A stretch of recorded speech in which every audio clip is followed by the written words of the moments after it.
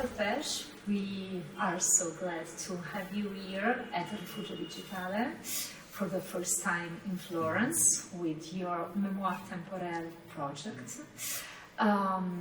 This is the third exhibition of our cycle Homecoming, and I think that your project, your series, just fits perfectly well in our cycle because it's all about an homecoming journey.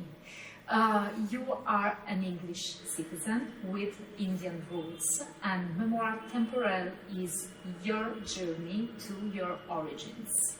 So when and why did you feel the urge, and did you feel that was the right time to do this journey towards your own roots?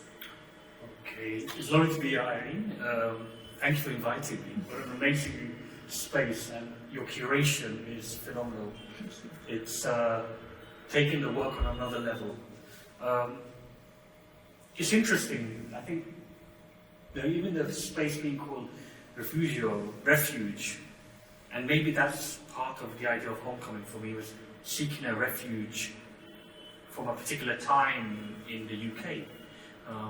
So how this project came to inception was I was on a project for a magazine covering the Brexit referendum, and I went through the UK for 2 weeks, and I was, shall we say, disappointed or shocked, upset at some of the words and feelings I felt during this time of this idea of leaving Europe.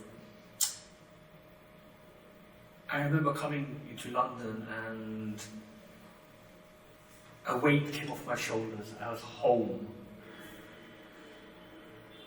I felt relieved, and then after the vote to leave happened, I started thinking about, well, what is home? Why did people vote to leave Europe? Was it nostalgia? Was this idea of this old home? So I could have easily made a body of work on the UK, but I wanted to challenge my own perceptions of home and nostalgia.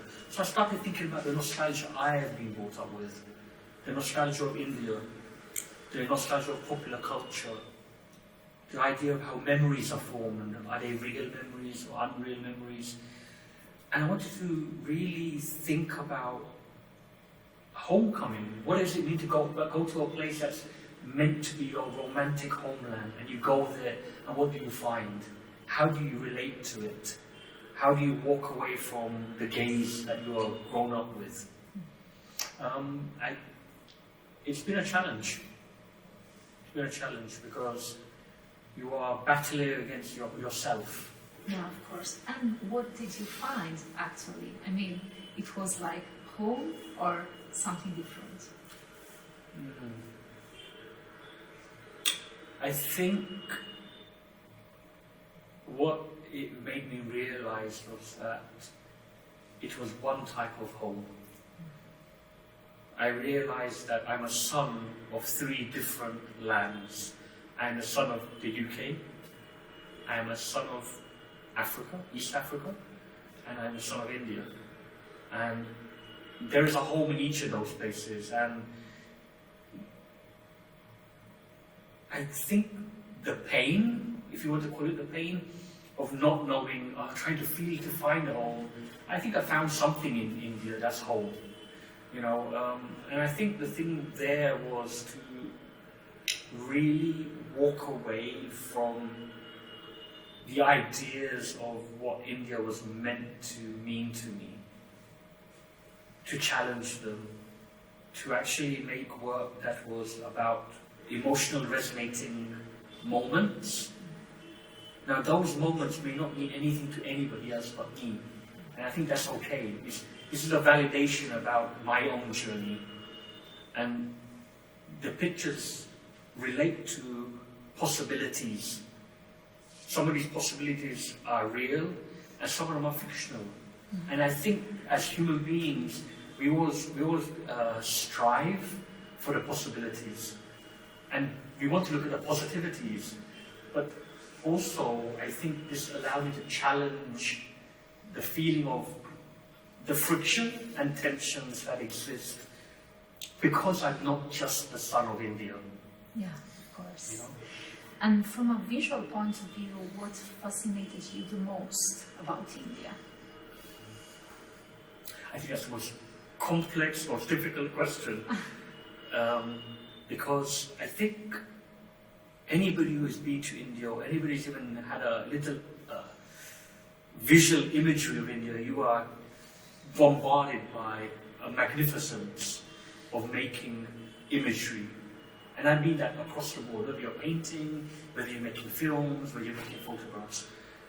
I think the hardest and the most complex, but also the most rewarding thing for me was to be able to find both beauty and also both tension in the most ordinary moments in a city. Now that can mean walking up to a person who is a hip-hop star, going to his home and finding a bird in his bedroom in a cage. It's almost unbelievable to simply looking out the hotel window and watching the palm trees go in the wind and be mesmerized by the beauty of this simple moment, or even a bottle of pop soda.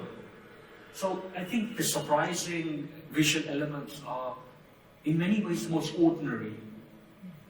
It's not about bringing visual elements that are, I think, one-hit moments, if that makes sense. That you can bang out a good photograph and the composition is perfect.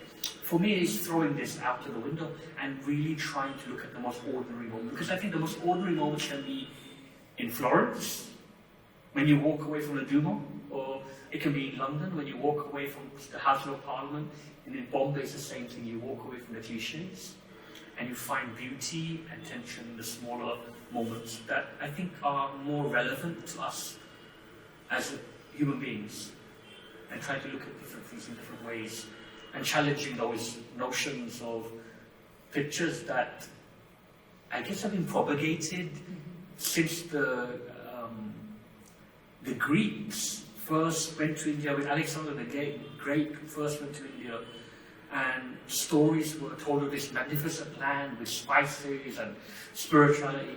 And I think since then we have always had this idea of the subcontinent and its spirituality. And of course it plays very, very well for tourism and the idea about places. And we all have this. Italy has the same thing, you know, pizza. Actually, I'm sure most Italians don't care about pizza as their culture, but I think it's a very simplistic notion for us to go to, right? So I think that's been, the challenge, but also the beauty in making the work. Okay.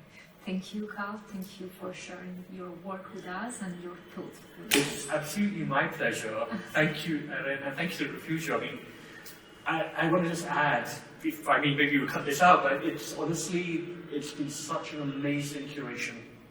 It's really the movement of the photographs through the space has taken the work to another level. Grazie.